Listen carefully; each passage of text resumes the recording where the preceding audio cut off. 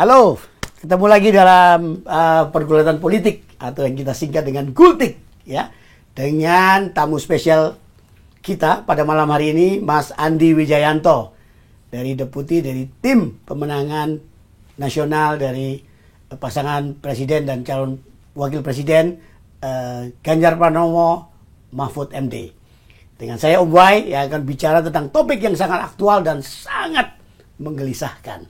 Mas Andi, apa kabar? Baik, terima kasih diundang ke Gultik. Ya, Mas Andi Wijayanto ini di tim pemenangan nasional TPN dari pasangan Ganjar Mahfud, ya kan? Yang posisinya persisnya apa, Mas? Sekarang namanya itu judulnya, Mas? Nama kedeputian saya Deputi Politik 5,0 atau 5.0. 5.0 ya. Dari sebelumnya apa sebelumnya? Sebelumnya panjang banget, ada analisa, data, survei, intelligence, pangkalan data dan seterusnya. Karena panjang jadi ya disingkat menjadi 5,0. Oke, kenapa? Tolong disebutkan, tolong dijelaskan kenapa disebut 5 poin. Ya terinspirasinya 5.0 ya? Terinspirasinya dari perkembangan industri ya. 1,0 ketika mekanisasi sudah mulai, lalu 4,0 ketika otomatisasi. Nah, sekarang semuanya berusaha mengira-ngira setelah otomatisasi 5,0-nya apa. Nah, lalu 5,0 yang pasti akan sangat dipengaruhi oleh big data dan juga artificial intelligence yang tetap menempatkan manusia sebagai pembuat keputusan terpenting. Jadi kemudian Kedeputian Politik 5,0 bertugas mengadopsi teknologi-teknologi yang ada, terutama kecerdasan buatan, dan bagaimana kami ya yang menjadi pembuat keputusan di TPN menggunakan artificial intelligence itu untuk membantu merumuskan strategi-strategi kampanye ke depan. Iya, ya, strategi kampanye. Yang menarik kaitannya dengan posisi Anda terakhir sebagai Gubernur Lemhanas ya. Akhirnya terpaksa harus mundur, memang harus mundur atau memang seharusnya begitu, harus atau masalah etik atau bagaimana itu? Itu pertimbangannya lebih banyak etikanya. Iya. Jadi saya di aturan nggak ada ya aturannya? Di aturan tidak harus mundur. Tentunya ada keharusan untuk cuti pada saat kampanye, tapi ketika saya makan siang dengan Pak Sintong Panjaitan. Pak Sintong Panjaitan itu angkatan 62, jadi komandannya ayah saya yang angkatan 65. Ya, Pak Teo ya. Pak Ya, lalu Pak Sintong heran, "Loh, kamu sebagai Gubernur Lemhanas nggak harus mundur?" "Enggak Pak, aturannya begitu." Ya. Gitu. Nah, terus kamunya sendiri gimana? Nah, ketika Pak Sintong nanya, "Kamunya sendiri gimana?" Saya sadar bahwa itu pertanyaan etika, bukan pertanyaan legal formal. Lalu ya sudah, saya dengan mudah memutuskan mundur karena Lemhanasnya harus netral, di dalamnya ada TNI dan Polri aktif, peserta pendidikan di Lemhanas itu juga TNI dan Polri aktif, supaya lembaga saya tidak terseret-seret dalam pertarungan politik selama 120-an hari itu. Jadi kemudian ya mudah saja sih memutuskan untuk mundur. Yang terberat adalah menyiapkan proses transisinya, terutama secara administratif. Ya Bung Andi, berarti ini kemunduran Anda atau Anda undur diri yang ketiga ya? Dulu kan pernah mundur ya? Dulu saya mundur pertama 2014 ketika diberi tugas untuk menjadi sekretaris tim kampanye nasional. Waktu itu ketuanya Pak Cahyokumolo. Saya diberi tugas sebagai sekretaris. Saya statusnya saat itu pegawai negeri sipil yang secara aturan tidak boleh berkampanye. Jadi kemudian memutuskan mundur. Lalu yang kedua sama, akan mulai kampanye Jokowi Maruf Amin. Dipanggil, diberi tugas untuk mengelola relawan. Ya, saya saat itu jabatannya Komisaris Utama di BUMN Angkasa Pura I. Secara aturan juga tidak boleh berpolitik praktis, tidak boleh berkampanye. Jadi itu kemunduran saya yang kedua dan yang ketiga sebagai gubernur. Iya. Mudah-mudahan cuma 3 kali mundur ya. Ya, moga-moga nanti kalau ini selesai saya harus memastikan punya pekerjaan berikutnya yang kalau ada pemilu saya nggak harus mundur Nggak harus mundur, 4 ya. kali. Moga-moga nemu pekerjaan itu apa. Pengennya jadi apa emang? Nah. Pengennya jadi apa, Mas? Wah, nantilah itu kita pikirkan setelah menang. Gitu. Iya, iya. Ini ngomong-ngomong, kita sambil ngobrol nih, suka gultik kan? Coba kita pesan ya. Boleh. Eh, Ya. bikinin dong. 2 porsi ya. 2 porsi. Ya. Seperti Pedas, biasa. sambal. Mau pedas nggak, Mas? Biasalah. Biasa. Biasa. Biasa, Sebentar ya Pak, saya bikinin ya Pak. Ya, Oke, bikinin, makasih, ya. makasih.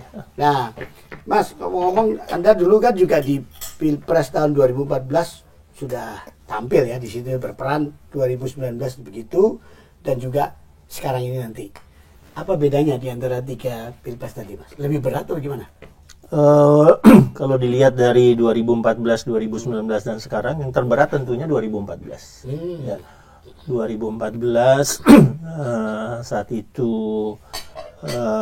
PDI Perjuangan Ibu Mega 10 tahun di luar pemerintahan, ya, lalu mengusung sosok Joko Widodo yang benar-benar berasal dari bawah, wali kota, gubernur, ya, kita di luar pemerintahan, dan kemudian kita bisa melihat bagaimana koalisinya Prabowo Hatta saat itu terdiri dari partai-partai utama. Ya, kami saat itu didukung oleh PDI Perjuangan, didukung oleh Hanura, oleh Nasdem, ya, sehingga koalisi di sana lebih besar dan kami di luar pemerintahan. Ya, jadi secara tantangan dari penyusunan tim, penyiapan strategi, penyiapan logistik jauh lebih berat 2014. Jadi kalau 2014 itu pertanyaannya benar-benar terkait dengan menang kalah. 2019 lebih mudah ya, karena Pak Jokowi sudah menang dan Pak Jokowi berhasil melakukan program-programnya dengan baik, ya, sehingga waktu itu kita tinggal memakai tagline kerja. Ya, presiden yang bekerja. Jadi 2019 itu pertanyaannya bukan menang kalah, tapi berapa banyak menangnya. Oh, berapa persen menangnya gitu ya? Berapa banyak menang? Berapa Sudah, banyak ya? sudah pasti menang. Nah, 2024 ini tantangan terbesarnya yang berbeda dari 2014-2019 adalah 3 pasang. 2014 dan 2019 itu 2 pasang. Iya. 2024 ini 3 pasang, sehingga data harus kami sesuaikan, algoritma harus kami sesuaikan, simulasi-simulasi misalnya untuk penentuan wilayah prioritas juga harus disesuaikan dengan karakter bahwa pemilu ini akan pemilu 3 pasang. Iya. Ya, kalau 3 pasang gimana? Lebih berat daripada 2 pasang, Mas? Ya, orang kemudian menduga bahwa ini akan menjadi 2 putaran. Iya. Ya kan? Ada juga 2 gitu nggak kira-kira? Kita punya strategi yang optimis, misalnya yang mengarah Yo, kasih. thank you, makan nuwun. Buat Om Wai. Oh iya, terima kasih. Sambal boleh mau Pak? Ini kerupuknya juga ada Pak. Iya, iya, iya.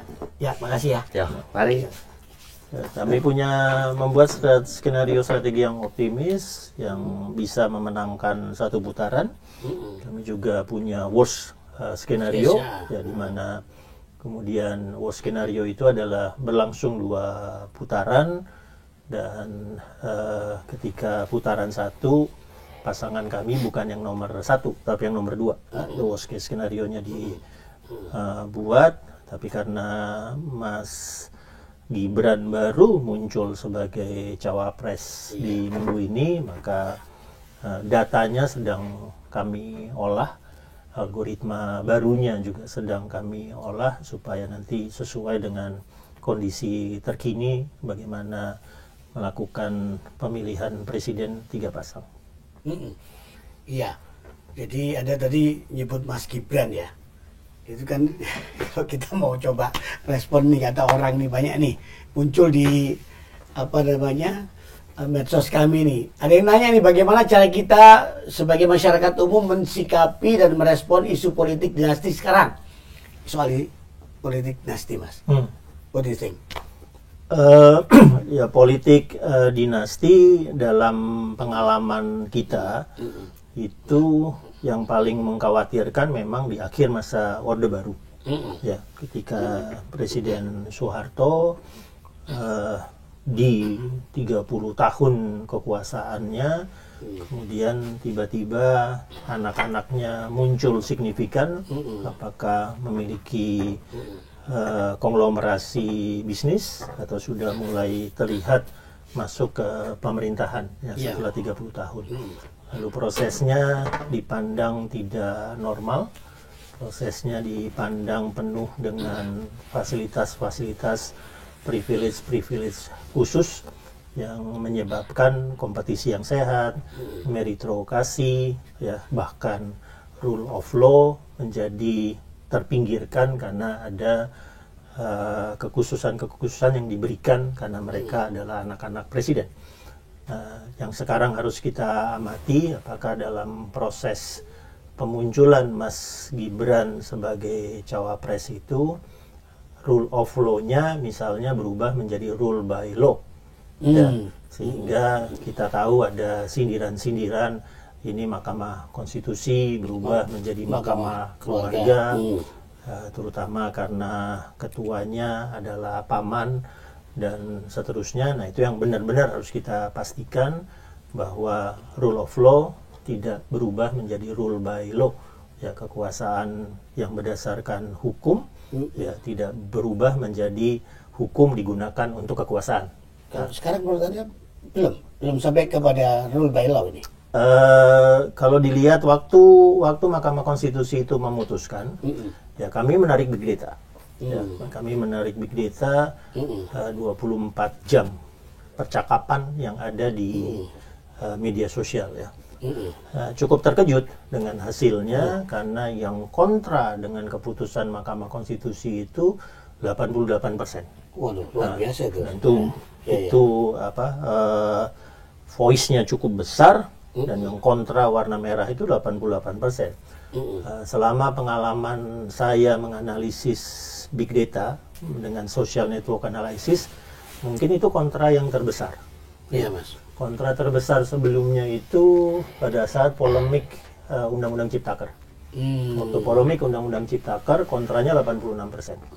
Ya, ketika misalnya isu perpanjangan, penundaan pemilu, isu 3 periode, kontranya juga cukup besar. Tapi waktu itu tidak sampai 80%.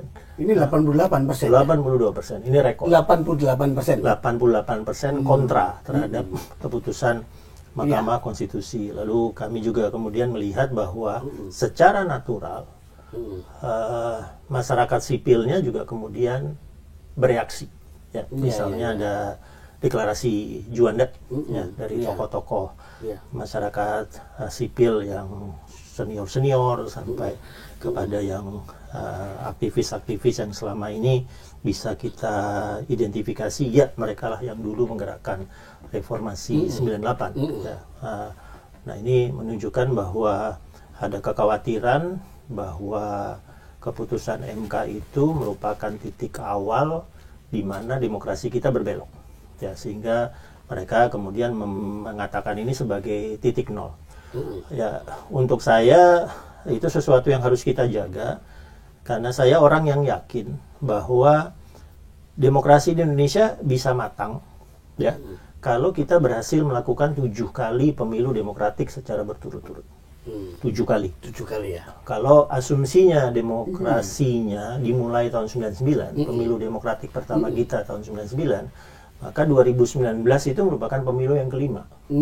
Jadi tinggal 2 kali lagi. 2024, 2029 demokrasi kita matang. Dan kita kemudian di dunia ini yang negara demokrasi matang ada 40. Jadi kita berpeluang menjadi negara yang ke-41 atau negara ke-42 di tahun 2029. Sekarang ini masih transisional ini berarti, kita masih transisional. Dan biasanya pada saat negara mengalami transisi demokrasi, seperti yang misalnya terjadi di Thailand, terjadi di Filipina, itu bisa saja tiba-tiba berbalik. Nah, begitu berbalik, 0 lagi. Kita harus 7 kali lagi. Nah, itu sayang. Kita tinggal 2 kali lagi kok untuk menuju demokrasi matang itu. Jadi komitmen kita harus tentang penguatan demokrasi. Dan penguatan demokrasi itu artinya perluasan partisipasi. Penguatan demokrasi itu artinya semua orang memiliki kesempatan yang sama. Tidak boleh ada privilege. Tidak boleh ada fasilitas-fasilitas khusus. Tidak boleh ada rekayasa-rekayasa kekuasaan sehingga anaknya A akan mudah mencapai posisi tertentu pada saat kompetisinya mungkin diatur, pada saat kompetensinya mungkin kalah dengan orang lain. Ide dari demokrasi, kekuasaan kembali ke rakyat adalah kesempatan yang sama bagi semua orang. Semua orang ya. Nah, Oke. itu yang harus benar-benar kita pastikan, terutama di pemilu 2024 itu. Iya. Ini Mas, coba. Oke. Ini enak ini. Silakan coba Pak. Sambal butuh sambal? Ya, sambal udah ya. Udah. Belum sih Pak, mau lagi? Enggak, cukup aku. Cukup sambal. Aku nggak suka sambal itu ranjau. Kayak Saya ranjau-ranjau. pikir gultik itu tiknya itik. Oh, bukan. Sebenarnya Tikungan Om. Kulit tikungan. Tikungan. Kulit Oh, tikungan kalau gulai di di tikungan. Bulan Plaza. Kalau di kami jadinya gulai pergulatan politik. Nah. Gitu Mas. Ngomong-ngomong, Anda termasuk yang 88% itu nggak? Maksudnya? Yang termasuk yang merah itu, yang bereaksi negatif terhadap isu dinasti politik itu. Secara pribadi, saya orang yang ya sebetulnya tidak menginginkan pembatasan ya. Ya. Jadi orang kalau 17 tahun dinilai oleh rakyat bisa menjadi presiden, ya Why udah not? pilih aja. Iya. Orang 80 tahun dirasa Iya. masih cakap bisa menjadi presiden, pilih aja, gitu, dikembalikan ke aspirasi rakyat. Yang saya permasalahkan adalah timingnya, momentumnya, prosesnya. Seperti yang Pak Mahfud MD katakan, apakah memang kewenangannya Mahkamah Konstitusi untuk membuat keputusan itu, ya kan? Kalau yang saya bukan ahli hukum, tapi mendengar keputusan MK itu, saya bertanya ke Pak Mahfud bilang mestinya itu dikembalikan ke pembuat undang-undang, kepada pembentuk Iya. undang-undang. DPR. Jadi Mahkamah Konstitusinya melihat usulan tersebut lalu dikembalikan kepada pembentuk undang-undangnya, Presiden dan DPR untuk merevisi undang-undang pemilunya. Tapi saya juga menghargai sifat atau keputusannya Pak Mahfud dengan ketika Pak Mahfud mengatakan begitu itu diputuskan oleh Mahkamah Konstitusi itu mengikat. Nah, itulah konstitusi kita, itulah ketatanegaraan kita. Final and binding ya. Final dan binding. Dan Jadi binding, begitu ya. itu diputuskan oleh Mahkamah Konstitusi dan kemudian KPU membuat peraturan-peraturan untuk melaksanakan itu, maka seperti Pak Mahfud saya bilang itu mengikat. Ya. Tapi artinya sudah jadi cacat ya sebenarnya. Maksudnya? Sudah cacat secara politik sebenarnya, secara hukum. Ya, kemudian ada rasionalitas, ada akal sehat, ada nurani yang membuat masyarakat sipil itu bergerak ya, tentang ini. Dan saya kita bisa melihat apakah pergerakannya akan terus berlanjut ya, karena diharapkan ini tidak merupakan awal dari abuse of power. Ya, abuse of power, ada satu pihak dengan kekuasaan yang dimilikinya melakukan intervensi kepada proses yudikatif, dan intervensi ini kemudian dilanjutkan dengan strategi berikutnya dalam pemilu 2024 ini. Iya. Ya, saya juga setuju sama Anda bahwa ya harusnya tidak ada pembatasan seperti itu. Tapi kenapa momentumnya kok seperti dipaksakan sekarang, dan untuk frasa tambahan yang harus menjadi selama berpengalaman menjadi kepala daerah, termasuk yang dipilih pemilu segala macam itu, ya kan? Kan rasa-rasanya kan cuma ada berapa orang sih? Ada nggak 2 orang? Sebetulnya Yang ada bisa berapa? selama kontestasi sampai dari 19 sampai 25 Oktober. Ya, ada berapa puluh orang Ada ya? yang memenuhi syarat itu. Memenuhi syarat itu. Ya, mungkin misalnya di Jawa Timur sendiri mungkin ada 8 kepala daerah yang memenuhi syarat untuk diajukan. Oh iya. Dengan frase koma kepala daerah itu. Iya. Tapi untuk kemudian yang benar-benar akan maju kan, Ya, ada nggak ya? 2 nggak ada. ya, yang menjadi masalah seperti yang dikatakan Pak Mahfud, ini sebetulnya kewenangan dari pembentuk undang-undang. Oh, Ya, sih. benar. Iya, Itu iya, yang kemudian diambil alih oleh Mahkamah MK. Konstitusi, lalu kemudian kita bisa membaca dissenting opinion dari beberapa hakim, ya, termasuk misalnya Prof. Saldi Isra, ya. ya, yang membuat kita kemudian bertanya, ini ada apa sebetulnya dalam pembuatan itu. Tapi kami di tim pemenangan yang melihat itu sebagai given, ya sudah, Mahkamah Konstitusinya sudah memutuskan Mas Gibran sudah sah, legitimate untuk dicalonkan. Ya sudah, kita buat strategi untuk menghadapi dua pasang calon yang lain. Ya. Nah, ini ada persepsi publik ini Mas Andi terhadap dinasti politik dalam sistem demokrasi.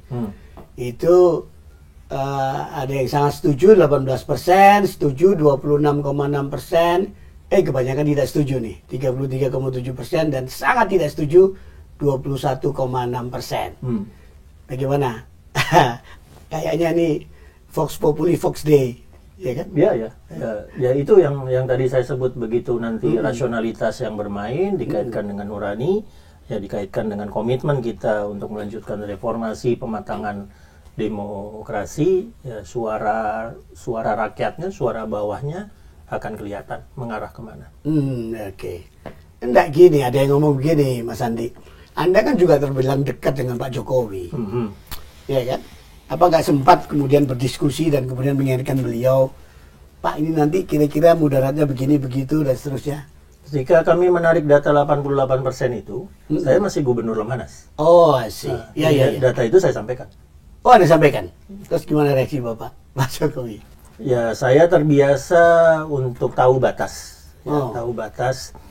Saya menyampaikan kajian sebagai gubernur Lemhanas, memberikan rekomendasi kebijakan, tapi menyadari bahwa saya sebagai gubernur Lemhanas bukan pemutusnya, bukan pembuat kebijakannya. Presiden pasti memiliki pertimbangan-pertimbangan lain untuk memutuskan. Tapi setidaknya saya sudah menjalankan kewajiban saya memberikan kajian dengan data-data yang objektif.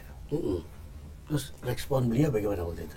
Untuk saat itu tidak ada respon khusus terkait dengan data bahwa 88% itu kontra.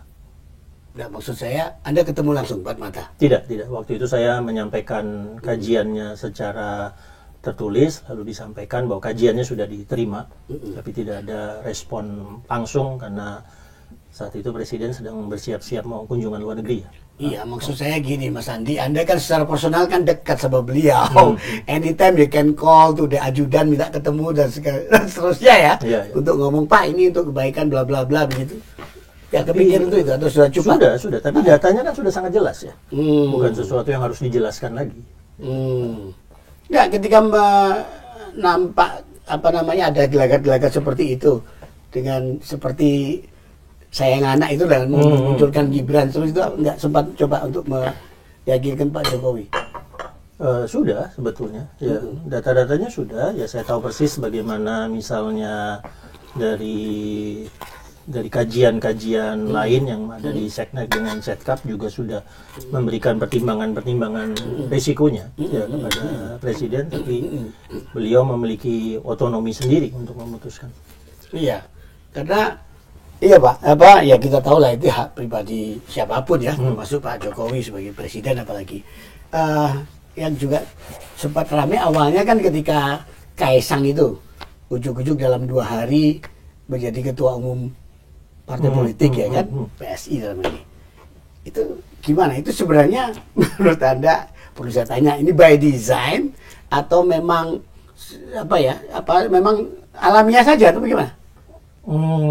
Ya itu yang harus saya lihat contrasting dengan apa yang misalnya terjadi di PDI Perjuangan ya. Saya mengamati dan terlibat dalam beberapa kegiatan PDI Perjuangan sudah lama, karena ya saya dulu bagian dari PDI Perjuangan. Jadi tahu bagaimana partai PDI Perjuangan itu benar-benar dijalankan berdasarkan ADART, berdasarkan mekanisme pembuatan kebijakan yang tertata gitu. Saya misalnya terkaget-kaget ketika melihat data selama masa pandemi yang saya pikir mekanisme pembuatan kebijakannya akan dilonggarkan karena pandemi, ternyata makin ketat karena kemudian malah bisa menggunakan mekanisme Zoom ya untuk rapat-rapat. Jadi Ibu Mega dibantu oleh Sekjen Mas Hasto itu melakukan ratusan pertemuan Zoom selama pandemi untuk memastikan bahwa mekanisme partai berjalan. Jadi tidak mudah untuk misalnya PDI Perjuangan Ya, nggak kebayang untuk saya tiba-tiba ada seseorang masuk ke level atas tanpa melalui mekanisme tertentu. Iya. Nah, itu yang mungkin membuat karakter kematangan berorganisasi, kematangan berpartainya yang berbeda antara PDI Perjuangan, misalnya dengan bagaimana Mas Kaisang dimunculkan sebagai ketum PSI. Iya, makanya Pak Jokowi kan juga bos Anda dan patron Anda juga. Anda sedih, prihatin atau bagaimana? Saya selalu mengatakan begini ya, saya diberi tugas oleh Ibu Mega 2012 untuk membantu Ibu Mega mengambil keputusan tentang calon presiden 2014. Ya. Jadi saya selalu mengatakan 2014 saya merah, 2019 saya merah, 2024 saya merah. Pak Jokowi ketika maju wali kota merah, maju gubernur merah, maju presiden merah, menjabat presiden merah. Jadi yang ditanyakan itu bukan kenapa saya berbeda dengan Pak Jokowi, tapi kenapa Pak Jokowi sekarang berbeda dengan saya. Iya. Saya tetap merah, saya nggak kemana-mana. Saya tetap merah berada di garis itu. Nah, sekarang Pak Jokowi, Mas Gibran, Mas Kaisang yang mestinya merah memutuskan tidak merah. Jadi yang ditanya bukan saya, yang ditanya bukan Ibu Mega, bukan Mas Hasto, ya. Misalnya bukan Mbak Puan. Kami tetap di sini kok. Anda konsisten ya? Kami nggak kemana-mana kok. Kami tetap di sini. Tetap loyal di situ. Nah, di sana kenapa nggak merah tiba-tiba? Yang ditanyakan harus di sana. Bukan saya yang harus menjawab pertanyaan itu. Saya nggak kemana-mana. Ya justru karena itu Mas, akhirnya kan katakanlah kekuatan itu, resources itu kan ngumpul di paslon yang lain. Dalam hal ini Pak Prabowo, Gibran. Di sisi lain ada Anies Muhaimin. Jadi kira-kira persaingan jadi semakin berat atau bagaimana ini? Ya satu ilmu yang saya pelajari dari Ibu Mega ya tentang politik. Ya saya bertemu Ibu Mega Sabtu lalu gitu ya. Lalu ya Ibu Mega cuma memesankan udah fokus saja memenangkan Ganjar. Ya. Jadi itu yang saya sampaikan ke teman-teman di tim pemenangan. Di dalam rapat-rapat saya nyampaikan strategi utama kita menuju 14 Februari 2024 adalah memenangkan Ganjar, bukan mengalahkan A atau B. Menarik. Dah, itu aja. Fokus aja memenangkan Ganjar, tidak mengalahkan A atau B. Jadi ketika saya Gubernur Lemanas, saya harus sering berinteraksi dengan Pak Prabowo sebagai Menhan. Ya Pak Prabowo pernah menanya apa yang dilakukan selama 2014-2019. Saya ringan saja menjawab ke Pak Prabowo. Pak, di 2014-2019 saya tidak pernah berusaha mengalahkan Bapak. Saya hanya berusaha memenangkan Jokowi. Jadi saya ringan-ringan aja berinteraksi dengan Pak Prabowo karena saya nggak pernah berusaha mengalahkan Prabowo. Saya hanya berusaha memenangkan Jokowi. Itu beda ya? Secara filosofis atau prakteknya nanti akhirnya beda? Saya tidak attack. Tidak attack ke lawan, ke seteru politik. Saya memenangkan Jokowi waktu 2014-2019. Sekarang saya fokus memenangkan Ganjar. Artinya nanti tercermin dalam pola kampanye. Dalam pola kampanye, saya harus menjelaskan mengapa Ganjar yang cocok untuk membawa Indonesia menjadi Indonesia unggul. Kenapa Ganjar yang cocok untuk melakukan 8 gerak cepat. Kenapa Pak Mahfud yang dianggap paling cocok dengan Mas Ganjar, karena Pak Mahfud akan kuat memberikan kepastian hukum dan perlindungan hukum. Kalau ditanya pasangan 11 gimana? Nggak ngerti saya. Ya justru itu. Jadi ini ngomong tagline misalnya Mas. Jadi kalau pasangan Amin kan tagline-nya kan misalnya perubahan. Pasangan Prabowo, Gibran kan tegak lurus kadang-kadang. Kalau Anda kesulitan nggak merumuskan tagline ini? Enggak, Mas Ganjar kami berbicara ya dengan Mas Ganjar. Terus Mas Ganjar kami tanya, Mas, apa sih karakter kerja Mas Ganjar yang paling utama? Terus Mas Ganjar, aku rasanya cepat deh. karakter kerjaku. Ya, itu biasa kok. Saya waktu jadi gubernur lagi di mobil ada yang telepon ngeluh jalan rusak, lagi di mobil ada yang tweet nggak bisa dapat pupuk, ya sudah langsung aku balas di situ, langsung aku telepon bupati, wali kota, kepala dinas dan seterusnya. Aku memang senang cepat. Gerak cepat. Ya sudah. Oh ya wes mas, kalau gitu gerak cepat aja ya. Satset, cocok kata Mas. Tapi itu satset ya. Memang dari dirinya.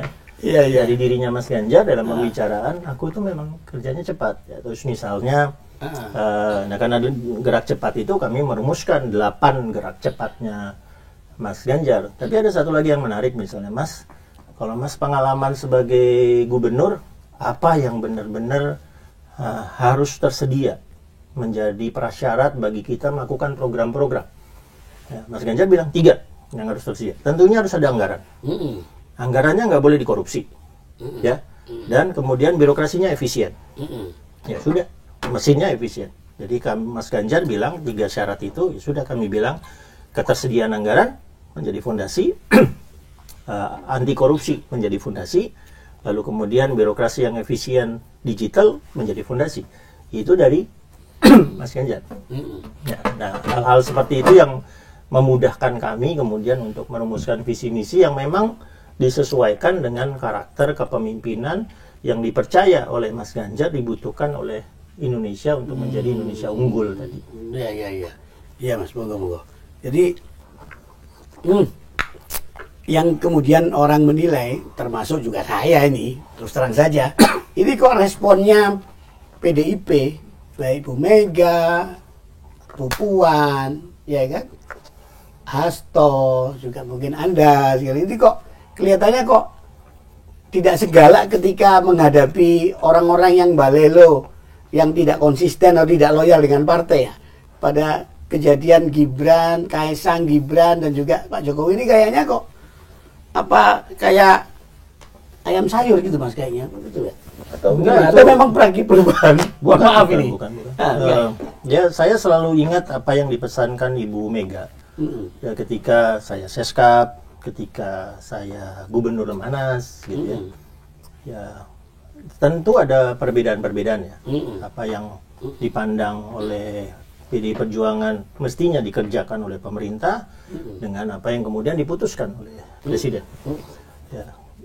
Ibu Mega selalu mengatakan Jokowi itu presiden kita, jaga dia sekuat-kuatnya. Itu perintahnya. Sampai sekarang pun. Sampai sekarang. Jokowi itu presiden kita, jaga kita sekuat-kuatnya. Terus sekarang Pak Jokowi memutuskan berbeda pilihan politiknya dengan kami, bukan kami yang berbeda ya. Beliau yang memutuskan berbeda. Ya pandangan yang muncul adalah udah balik ke strategi dasar.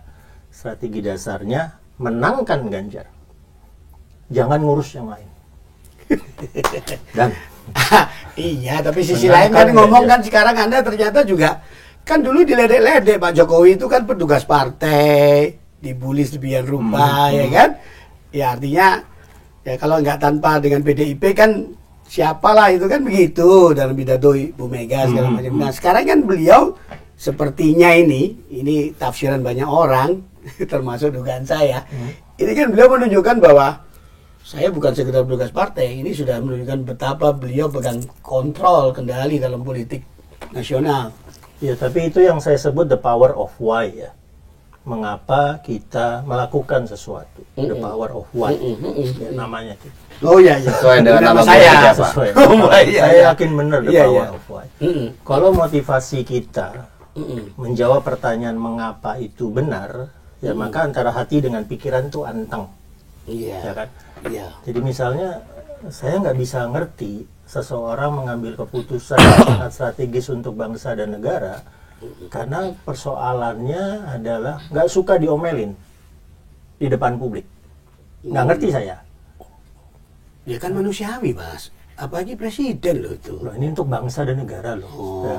Jadi makanya saya lebih ngerti ketika Loh Anda dalam perspektif Bu Iya, Mega begitu. Iya. Kalau Enggak, saya kan enggak, saya hanya bertanyanya begini. Ada yang memutuskan berbeda garis politiknya. Oke. Ya. Garis politik merah itu jelas. berdikari, berdaulat, berkepribadian. Dalam 8 gerak cepatnya Mas Ganjar, itu menjadi dasar untuk menyusun program membangun manusia yang berbasis teknologi, gerak cepat 1 dan 2, program untuk mengembangkan ekonomi, nomor 1-nya pemerataan, nomor 3-nya, nomor 3, 4, 5, dan 6-nya unggulan-unggulan ekonomi, hijau, biru, digital. Ya, nomor 7 dan 8-nya berkaitan dengan politik. Politik pertahanan, politik hukum, politik luar negeri. Ya. Jadi mengapa Mas Ganjar kami sorong menjadi presiden? Karena 8 itu, gerak cepat itu kami yakini akan mampu membuat Indonesia yang oleh Pak Jokowi diantar menjadi Indonesia maju bisa lebih cepat menjadi Indonesia unggul. Ya, Ya. Mas Ganjar nggak punya penyebab personal yang terkait dengan dirinya, yang terkait dengan keluarganya. Itu the power of why. Ya, jadi kalau tiba-tiba Menarik, the power of kenapa why. the power of Iya, namanya Om Why. ya. The power of why. Jadi kalau ditanya mengapa ada yang berbeda garis politik, nah harapan saya adalah ada yang mengatakan saya nggak percaya lagi dengan berdikarinya Bung Karno. Itu salah. Saya akan menggantinya dengan ini. Saya nggak percaya lagi dengan daulat politik yang dirancang oleh Trisaktinya Bung Karno. Saya akan menggantinya dengan ini. Gitu. Nah, the power of why itu nggak saya temukan. Tapi begitu the power of why-nya menjadi personal, ya semua orang menjadi bingung apa yang terjadi. Gitu.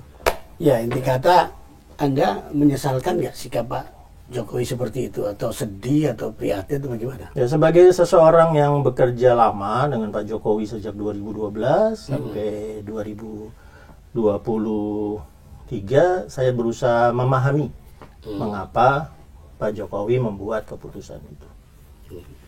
Memahami, nggak bisa memahami. Ya, moga-moga bisa. Nggak bisa. Moga bisa memahami. Ya, orang kan bisa berubah, Mas. Betul. Iya kan? Orang kan bisa berubah karena kepentingan, toh. Ya, Politik moga-moga is berubahnya kepentingan. power of why-nya benar. Mudah-mudahan begitu. Nah, cuman itu kalau kemudian beliau ada di Prabowo Gibran, ini makin berat nggak bagi Anda, bagi Ganjar Mahfud? Langkahnya sih sebetulnya makin ringan ya. Ya, makin ringan dalam artian tadi kami bekerja memutuskan berdasarkan motivasi yang tepat untuk mengusung Mas Ganjar dan Pak Mahfud mencapai apa yang kami yakini program-program yang membuat Indonesia menjadi Indonesia unggul, ya.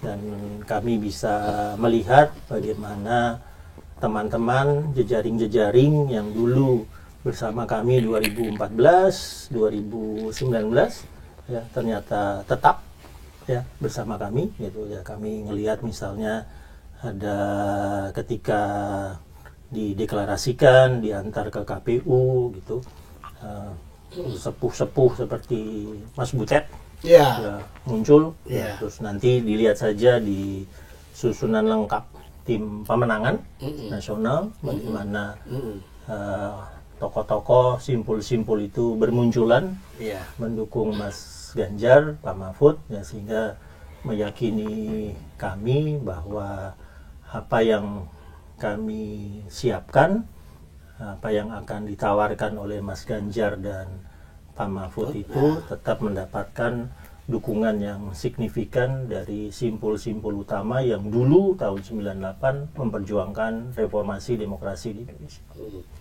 Tapi ngomong-ngomong ini ada komentar juga nih. Pada pemilu 2019 terjadi polarisasi yang begitu tajam di masyarakat.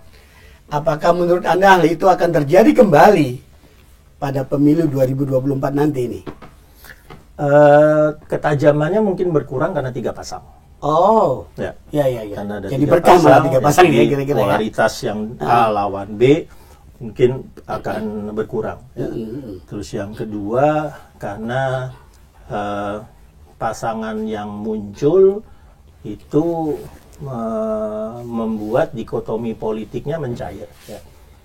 Di Ganjar dan Mahfud, partai yang ada adalah partai yang dulu sudah bekerja bareng di 2014 dan 2019.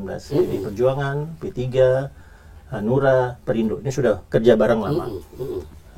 Di sana tidak bisa membuat polarisasi yang tajam, ya misalnya karena masuk Gibran.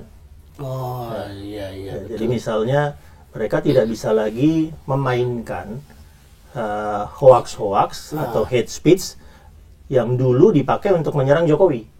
Ya, karena di sana ada Gibran. Gabung, iya ada Gibran. Yang kelompoknya Anies dengan Imin sama, tidak bisa menggunakan narasi-narasi keras ya yang dulu digunakan untuk menyerang Jokowi karena di dalamnya ada Nasdem dan PKB. Oh iya. Ya, jadi tiga pasang ini mencairkan dikotomi keras yang dulu muncul di 2014 dan 2019.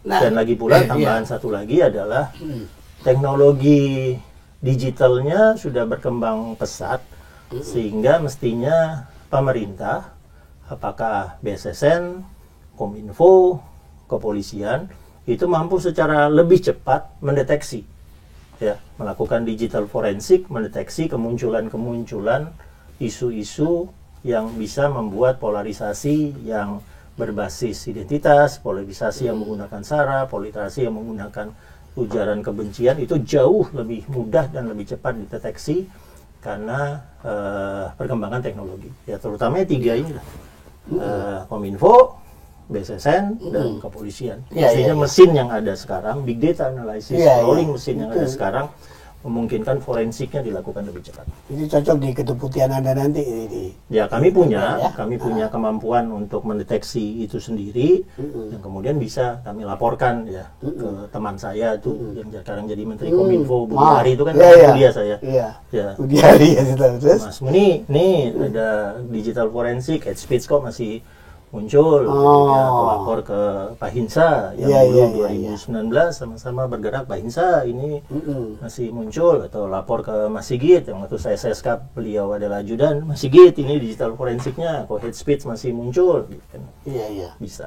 Tapi ya, secara kematangan demokrasi. Tapi secara politik untuk pemenangan pilpresnya ada yang bilang tidak menguntungkan Anda ini, karena justru terbelah dengan adanya Prabowo Gibran dan Anda Pak Ganjar Mahfud ini malah menguntungkan Amin gitu loh. Apa benar nggak analisa seperti itu, Mas?